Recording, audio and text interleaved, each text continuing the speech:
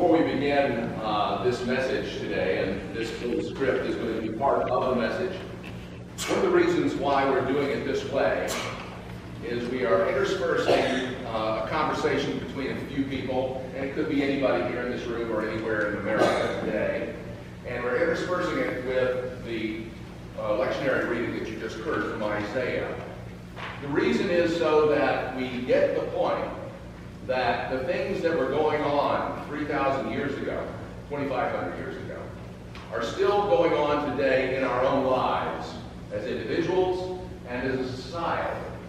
So we're going to try and wrap that together at this moment. Hi, I'm glad you were able to get away and come over here to have lunch with me. It's been, oh man, it has been a long morning. So how was your morning? Nah, it was okay, I guess. I was just puttering around. Well, that sounds good. You've been pushing yourself a little too much lately.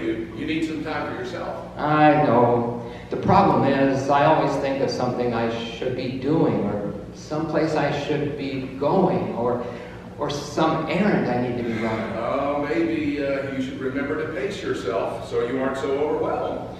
Right. And who was just saying something about such a long morning? Oh, that was me, wasn't it? Well, with everything else going on at work, the talk we had this morning keeps running through my head.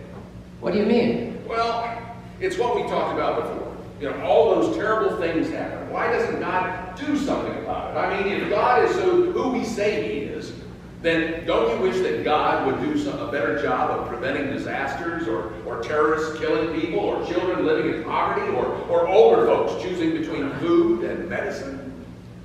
Oh, that you would tear open the heavens and come down, so that the mountains would quake at your presence. As when fire kindles brushwood, and the fire causes water to boil, to make your name known to your adversaries, so that the nations might tremble at your presence. Oh, I see. You've been struggling with all those easy questions again. I know. It's part of the job. But, you know, you would think that with philosophers and theologians and all the other preachers in the world over the centuries, we might have found some easy answers by now. When you did awesome deeds that we did not expect, you came down. The mountains quaked at your presence.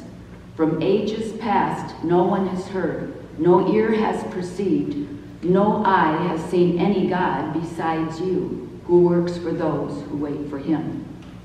Yes, and it seems like we are asking the same questions our parents were asking, and all those things the people who were teaching us when we were kids must have been asking. You're right.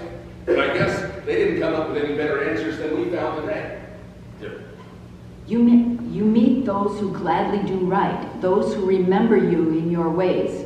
But you were angry, and we sinned. Because you hid yourself, we transgressed.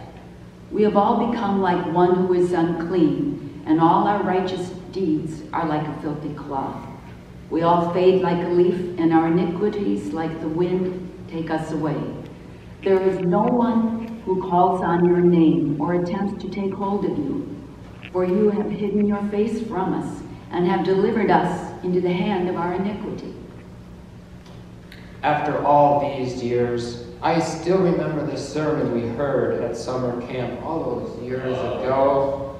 The one about Isaiah, I think it was, where the people of Israel were asking the same questions. You know, why doesn't God do something about it? Oh, yeah. And if I remember right, she said maybe the problem we have is the same one they did. That they just couldn't believe that God had acted in their situations, bringing about some sort of solution. And as long as we think along those same lines, we will just keep trying to shape God into our own way of thinking and doing, rather than letting God shape our lives and actions. Still, God, you are our Father and our Mother. We're the clay, and you're our potter. All of us are what you made us. Don't be too angry with us, O God. Don't keep a permanent account of wrongdoing. Keep in mind, please, we are your people, all of us.